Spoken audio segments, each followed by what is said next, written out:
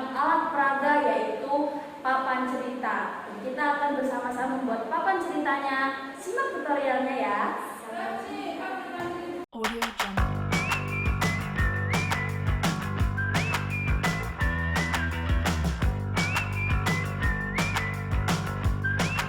Audio Jungle.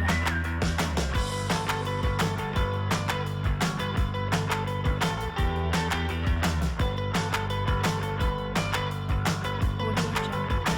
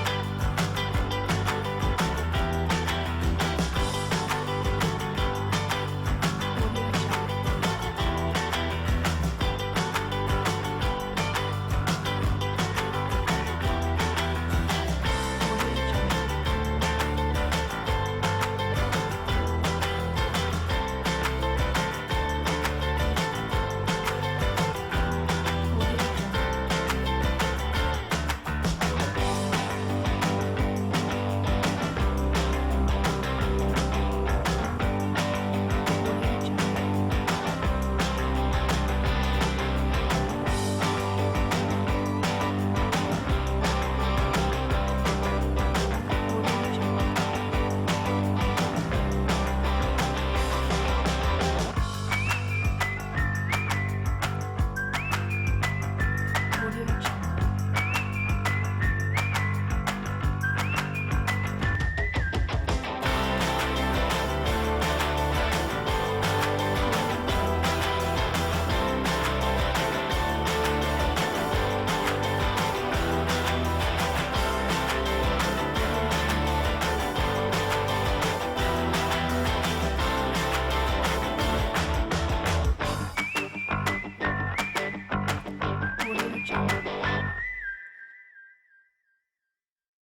Audio Jungle. Audio Jungle. Audio Jungle. Audio Jungle. Audio Jungle. Audio Jungle. Audio Jungle. Audio Jungle. Audio Jungle.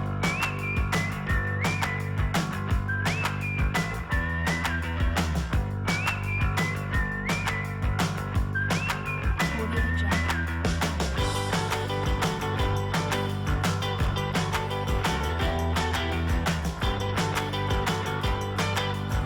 Audio Jungle. Audio Jungle. Audio Jungle.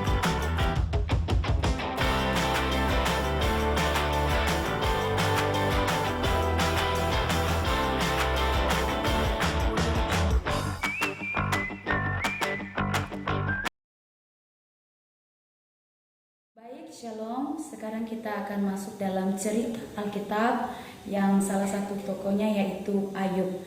Dan sebelum itu, pada suatu hari iblis pergi melihat ciptaan Tuhan yang ada di bumi ini. Dan setelah itu, setelah iblis pergi berkeliling melihat segala apa yang diciptakan oleh Tuhan, dia pergi menemui Tuhan.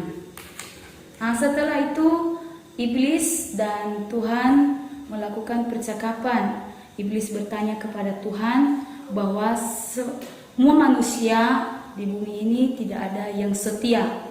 Maka Tuhan berkata bahwa pasti dalam segala ciptaan saya itu pasti ada salah seorang yang setia. Terus setelah itu iblis berkata kepada Tuhan bahwa coba Tuhan perhatikan ciptaan Tuhan yang bernama Ayub itu. Apakah benar-benar Ayub itu setia kepada Tuhan? Dalam cerita ini Tuhan berkata bahwa Ayub adalah orang yang paling setia. Dia selalu taat dan selalu memberikan persembahan kepada Tuhan. Jadi iblis meminta izin kepada Tuhan untuk mencobai Ayub, menguji seberapakah Ayub bisa taat dan setia kepada Tuhan. Baik, selanjutnya kita akan berbicara tentang tokoh yang bernama Ayub tadi, di mana Ayub itu mempunyai seorang istri yang cantik, anak yang ganteng, dan putri yang cantik-cantik.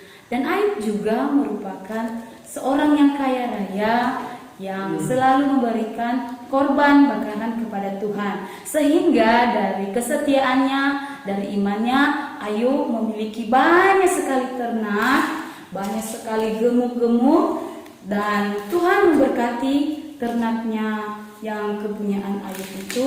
Kita dapat melihat bahwa berapa banyak yang Ayub punya dalam peliharaan ini. Ada kedelai, ada unta, ada domba, dan masih banyak lagi ternak-ternak yang dimiliki Ayub. Baik, selanjutnya kita akan masuk dalam cerita di mana setelah Ayub diberkati oleh Tuhan, mempunyai istri yang cantik, anak-anak perempuan yang cantik, anak laki-laki yang ganteng. Di balik kesetiaannya dan iman percayanya kepada Tuhan, atas seizin Tuhan, iblis mencobai Ayub.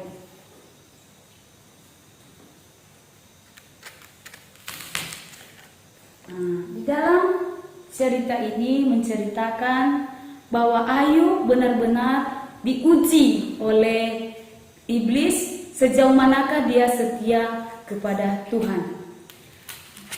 Dalam ujiannya ini, Ayub mengalami kehilangan. Dia kehilangan anaknya, dia kehilangan domba-dombanya, dan semua yang dia punya.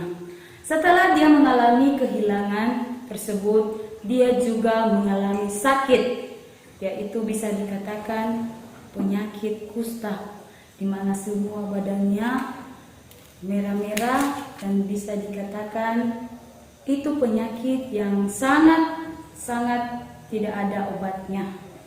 Setelah Ayub mengalami penyakit, dan setelah pertama tadi dia kehilangan semua kepunyaannya, maka dia dikunjungi oleh temannya, dikunjungi oleh 3 temannya, dan teman-temannya tersebut berkata kepada Ayub, di balik semua yang dihadapi itu, mungkin ada yang salah yang dia lakukan di mata Tuhan. Sehingga teman-temannya Ayub berkata untuk Ayub benar-benar bertobat dan memeriksa kehidupannya. Seterusnya, Ayub dijauhi oleh orang-orang di sekelilingnya, di sekitarnya, karena penyakit yang ia derita sangatlah membuat dia mengalami penderitaan yang luar biasa. Jadi atas semua yang dialami Ayub, dia dijauhi oleh orang-orang di sekitarnya, dan kemudian istrinya juga menjauhi Ayub, dan bahkan berkata kepada Ayub untuk mengutuki Tuhannya sendiri dan kembali untuk menyembah Allah yang dipercayai istrinya. Tetapi dalam hal ini Ayub tetap teguh berdoa kepada Tuhan. Ayub percaya bahwa atas apapun yang dialami, apapun yang dia hadapi, kehilangan yang dia alami, penyakit yang derita, Ayub percaya bahwa Tuhan selalu menolong dan memberkatinya dan memberikan kekuatan kepada Ayub. Jadi dari cerita ini semua kita dapat belajar bahwa yang pertama tadi, bahwa apapun yang terjadi dalam kehidupan Ayub itu atas seizin Tuhan.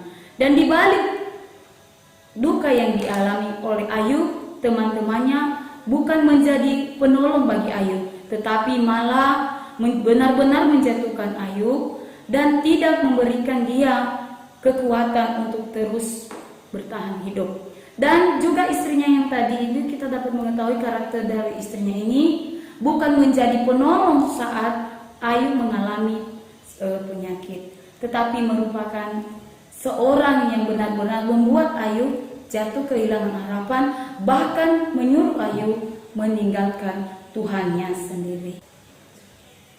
Sekarang kita akan bercerita tentang pemulihan yang akan dialami Ayub. Jadi dalam cerita yang telah kita dengarkan tadi bahwa setelah Ayub melewati banyak sekali cobaan yang diizinkan Tuhan terjadi di dalam kehidupannya, dan karena Ayub tetap teguh berdoa, tetap meskipun kita tahu bahwa Ayub dalam cerita Alkitab itu kadang dia sudah menyerah, tetapi oleh kekuatan yang dia dapatkan di dalam kehidupannya, dia tetap teguh berdoa kepada Tuhan, tetap berserah kepada Tuhan, bahwa apapun yang terjadi di dalam kehidupannya, Tuhan mempunyai rencana. Sehingga di balik itu Ayub mengalami pemulihan karena Tuhan melihat kesetiaan Ayub.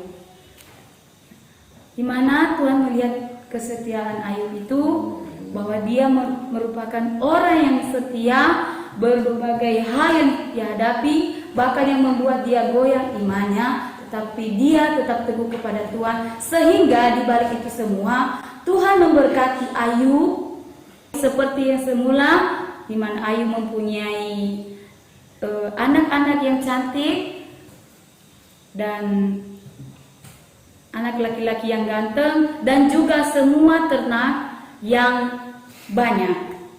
Jadi saudara, dari kisah Ayub ini kita dapat belajar apabila kita tetap setia kepada Tuhan, baik tidak baik keadaan kita, asalkan kita tetap setia, tetap berserah kepada Tuhan, maka apapun keadaan kita, Tuhan pasti akan memulihkan kita sama seperti Ayub. Sekian dan terima kasih.